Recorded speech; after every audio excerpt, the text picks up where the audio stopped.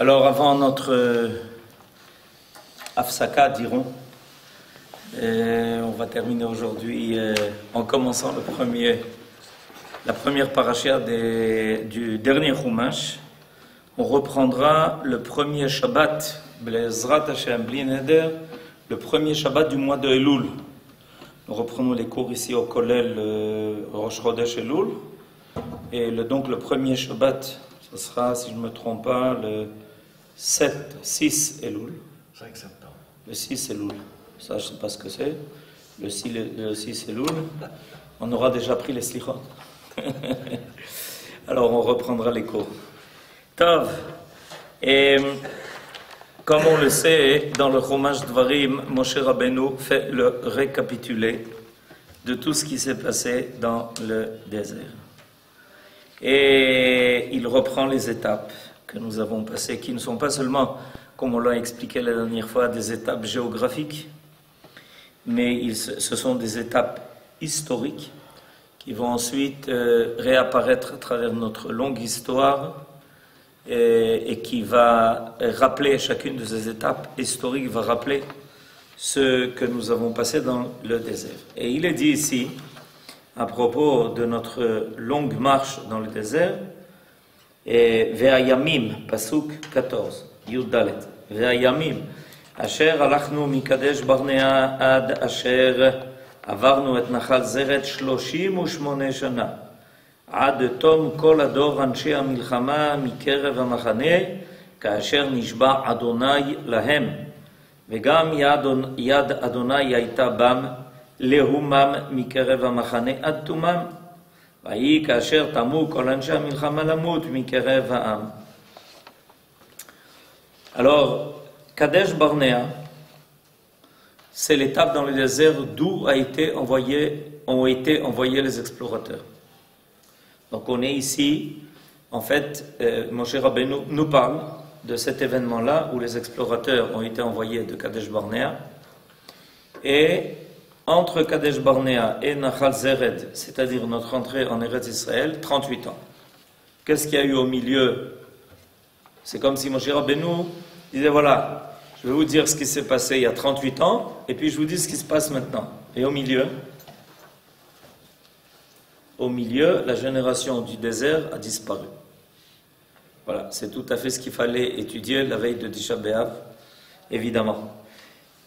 La traduction, la durée de notre voyage depuis Kadesh Barnea jusqu'au passage du torrent de Zered avait été de 38 ans. À cette époque, toute la génération guerrière d'Israël avait disparu du milieu du camp, comme l'Éternel leur avait juré, au moment de la faute des explorateurs, qui a entraîné la disparition de toute la génération du désert. La main du Seigneur les avait aussi frappés pour les anéantir du milieu du camp jusqu'à leur entière extinction. Une catastrophe.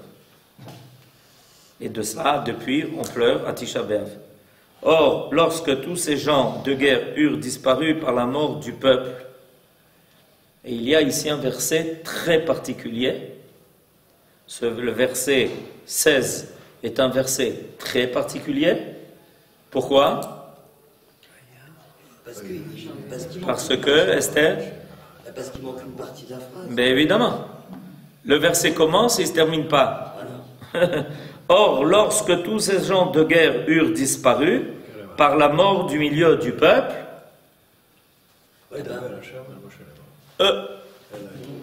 quoi? Moshe Rabbeinu n'a pas terminé sa phrase. Il commence un verset, le verset 16, et il ne le termine pas. Évidemment, ce n'est pas involontaire. Il nous dit. Et là, il est mort. Alors, David propose une solution à cette énigme. Il propose que le verset 17 soit la réponse à la question.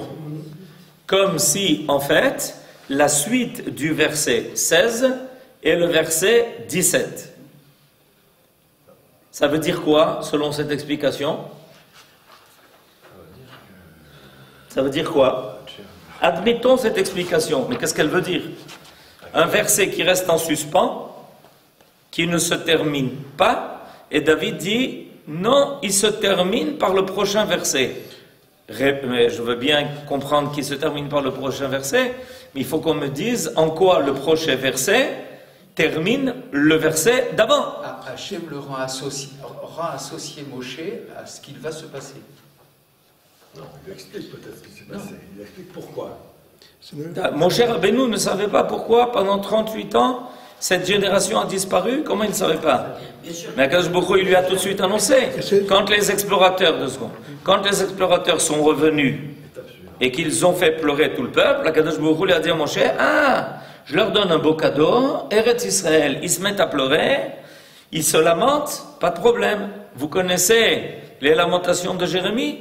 Eh bien voilà, maintenant ça va se passer, chaque 9 Av, zéro. Il me parle là de la décision qu'il prend. Mais ça, Moshe Rabbeinu, quand il le raconte ici, Yosef, à la fin des 40 ans, Moshe Rabbeinu, il le sait.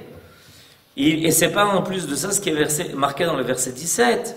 L'Éternel me parla ainsi. Oui, quoi? Mi, mou, ma.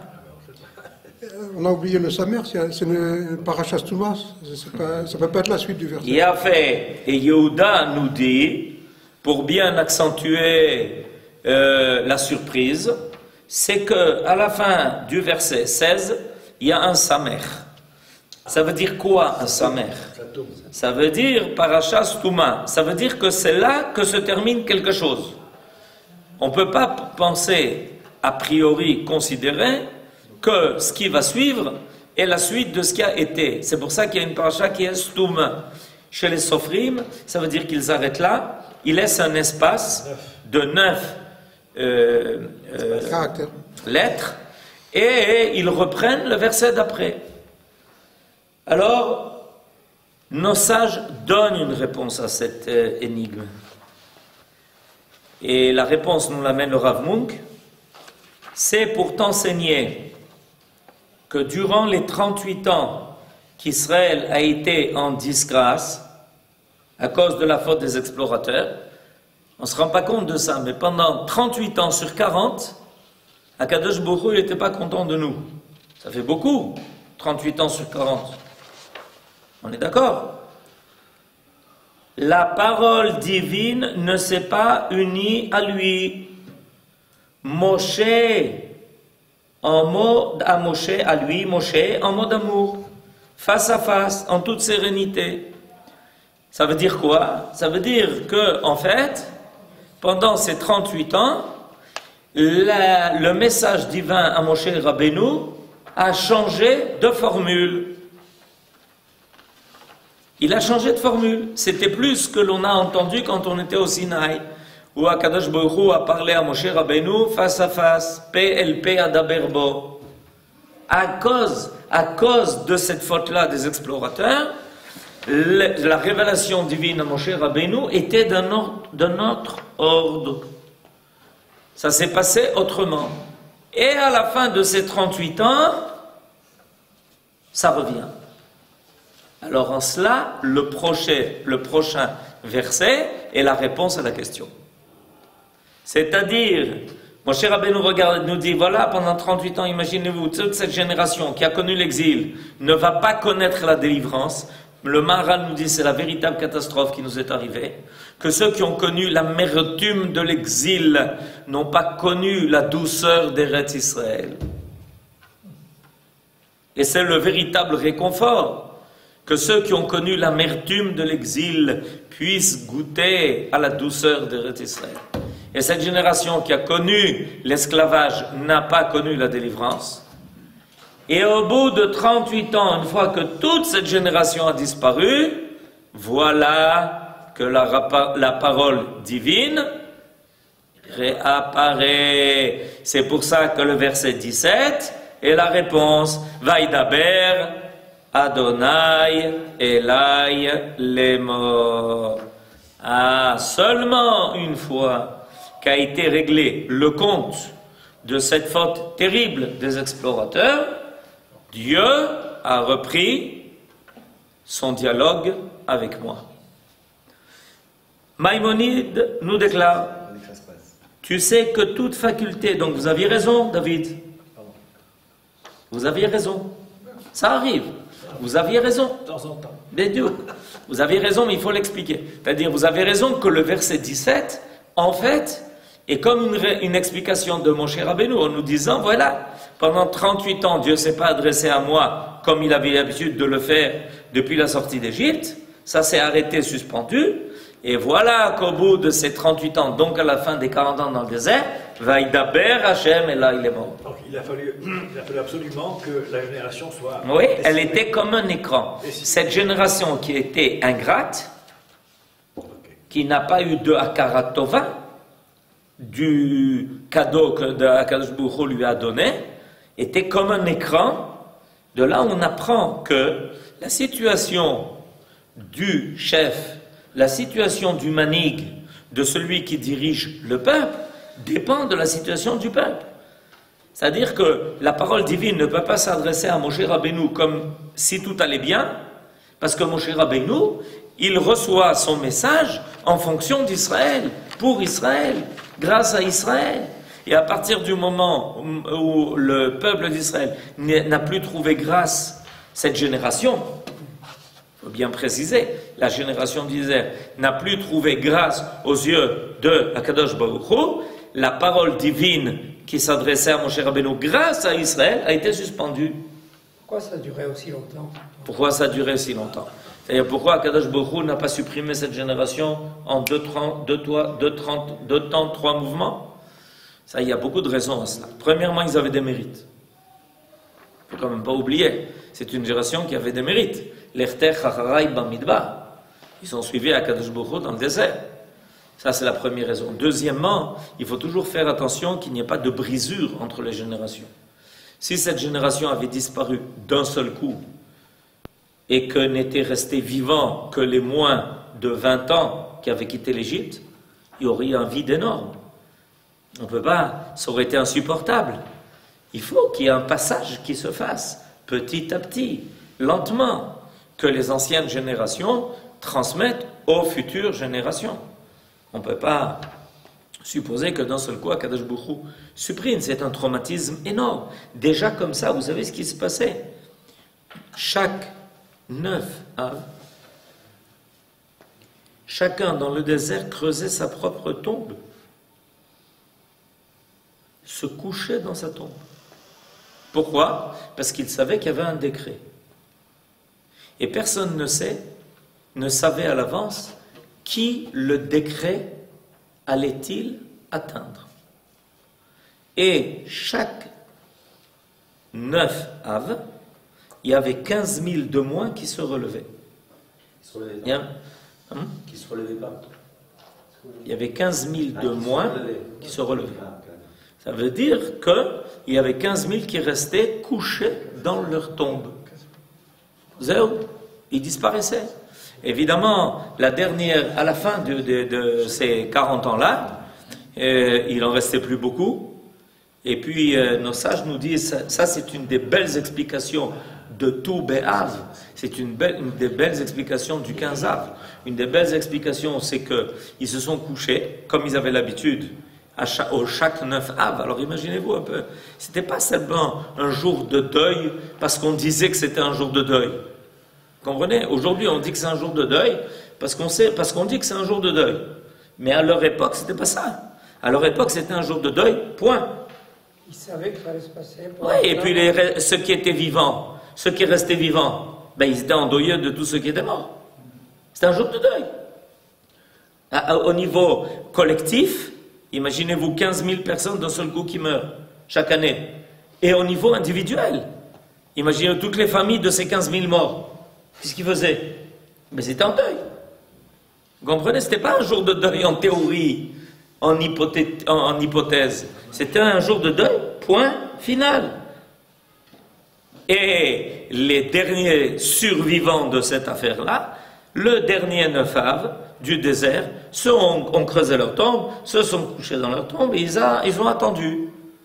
Et puis le 9 Av est passé, ils se regardent, ils sont encore vivants. Ils se touchent, ils se pincent pour bien vérifier, et puis ils sont encore vivants. Le 10 pareil, le 11 pareil.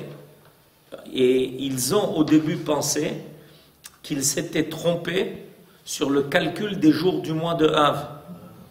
qu'ils avaient mal calculé le Rosh Chodesh. Mais quand le 15 Av est arrivé, lune pleine, alors ils disent on ne s'est pas trompé. Et alors ils ont compris que Dieu avait épargné les derniers survivants. Et ça a été fixé comme un jour de fête. Voilà l'origine du 15 Av. Oui, Yosef. Est-ce que pour répondre à la question, il n'y aurait Oui. pas une troisième réponse? Pourquoi ça a duré si longtemps? Oui, La laquelle? notion de Teshuvah. Peut-être que Akadosh Baruch Hu Espérer. qu'il fasse une Teshuvah telle qu'il revienne sur sa décision. Nachon, vous avez raison. Ça, c'est une bonne explication, quoi qu'il arrive. Pareil pour la destruction du premier temple, et même du deuxième. Le premier temple, ça a duré 410 ans, mais ils ont fauté très rapidement après le roi Salomon. Déjà à l'époque du roi Salomon, il y a des choses qui commençaient à flancher. Il y avait déjà des déraillements. Et puis après l'époque du roi Salomon, ça a dégénéré rapidement. Alors pourquoi Akadosh Baruch Hu attend tellement de temps pour la destruction de Jérusalem et pour la destruction du temple? Réponse, Tchouva. C'est la Haftara qu'on va entendre demain, Chavirim. Quelle est la Haftara qu'on va entendre demain? Les remontrances du prophète Isaïe. Mais les remontrances du prophète Isaïe, à l'époque du roi Isaïe, à l'époque, pardon, du prophète Isaïe, c'était le roi Chizkia à son époque. D'accord? Le Matzav, il y avait beaucoup de choses déjà qui, vous allez l'entendre dans la Haftara de demain. On a déjà entendu 2 Haftarot de Jérémie. Mais Jérémie, c'est à la fin du premier temps. Isaïe, c'est loin d'être à la fin du premier temps. Et il n'arrête pas de dire au peuple, faites tchouva, on peut peut-être encore sauver la maison. On peut encore changer le cours des choses. Nachon, vous avez raison, c'est toujours vrai. L'idée de la tchouva, c'est toujours vrai. Il y a toujours une possibilité de le faire jusqu'au dernier moment. Maïmonide nous déclare, tu sais que toute faculté corporelle, tantôt s'émousse, s'affaiblit, elle se détériore, tantôt se raffermit. Or, toute faculté imaginative est indubitablement une faculté corporelle. C'est pourquoi tu trouveras que les prophètes, pendant la tristesse, la colère ou autres sentiments semblables, cessent de prophétiser. C'est-à-dire que la tchouva demande au niveau du prophète une shlemut, une plénitude. Un prophète ne peut pas prophétiser quand il est dans un état où ses idées sont retournées par des choses graves qui se passent. D'accord? Tu sais que les sages disent que la prophétie n'arrive ni pendant la tristesse, ni pendant l'abattement, que notre patriarche Yaakov n'eut point de révélation pendant les jours de son deuil, parce que sa faculté imaginative était accaparée par la perte de Yosef. Tout le temps où Yosef a disparu, Yaakov n'a plus de Ruach HaKodesh. Zéou. Et maintenant, il amène l'exemple de Moshe, et que Moshe n'eut pas de révélation comme auparavant, depuis le malheureux événement des explorateurs, et jusqu'à ce que la génération du désert eût péri toute entière, parce qu'il était accablé par l'énormité de leurs crimes. Alors c'est intéressant, parce que selon Rambam, Maïmonide, la raison de la non-prophétie de Moshe Rabbeinu vient de l'état de Moshe Rabbeinu. Il y a l'explication de nos sages. La première qui est donnée, c'est que Akadosh Baruch Hu, il est en colère. Et il ne donne pas à Moshe Rabbeinu le même ordre de prophétie qu'il lui donnait avant l'effort des explorateurs. Rambam complète ça en disant, mais même au niveau de Moshe Rabbeinu, il n'y avait pas la faculté de recevoir la prophétie qu'il fallait. Parce qu'il n'était pas en état, il était attristé. Il a été accablé par cette idée que les Béné Israël ne voulaient pas rentrer en Eretz Israël. Ça l'a accablé. Rashi nous fait encore observer que cet exemple t'apprend que la majesté divine ne repose sur les prophètes que pour l'amour d'Israël. Depuis l'envoi des explorateurs jusqu'ici, le mot Vaïdaber n'est pas employé dans cette section. Dans la paracha Dvarim, Depuis le moment où Moshe Rabbeinu rappelle la faute des explorateurs, jusqu'au verset 17 ici, le mot Vaïdaber n'est pas employé. Seulement le mot Vayomer. C'est vous qui m'aviez demandé, non, Shabbat, quelle est la différence entre Vaïdaber et Vayomer? En Yehuda? Eh bien voilà, vous avez la réponse. Maintenant, elle est là. La différence réside en ceci, que Vaïdaber exprime une vision dans un miroir transparent, aspect claria hameira. C'est-à-dire que c'est comme si entre Akadosh Baruch Hu et Moshe Rabbeinu, il n'y avait qu'une vitre.